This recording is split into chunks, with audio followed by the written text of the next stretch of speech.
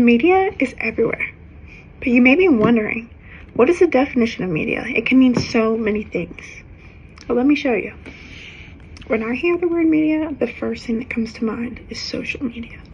As soon as I enter an app like Instagram, I'm already hit with ads and celebrity influencers and all kinds of advertisements. Now, social media isn't our only form of media. While it is the most easily thought of because it's the most accessible, there's also places like news channels that have apps that give out their media through digital formats.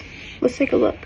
We see breaking news at just a touch of a finger. But digital media isn't the only place we see our media. The most common place we actually see it is in our everyday lives. As soon as you drive down the street, there's thousands of different ways that media comes across. From billboards to street signs to advertisements, they're all over the place.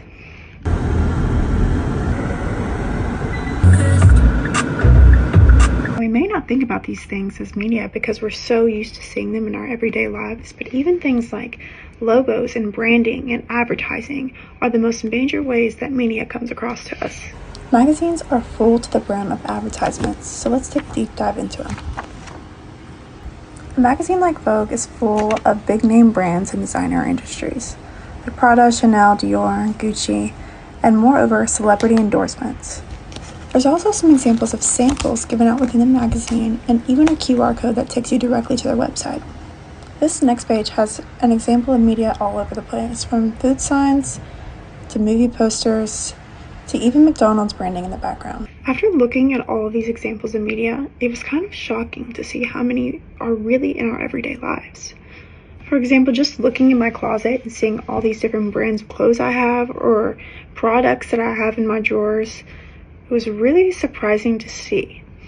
Now, I know that I'm a trends follower and I like to keep up with the trends, but how many of our decisions are really our own if everywhere we look, there's someone telling us to make a decision for them and to buy their product? With all these different outlooks of media, they're used to influence our daily lives, not just to buy a product.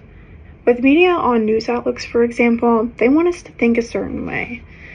Now, some media outlets could either be, right-wing or left-wing, and most of those news outlets are going to have their media geared toward one of those sides to influence and go with their market more.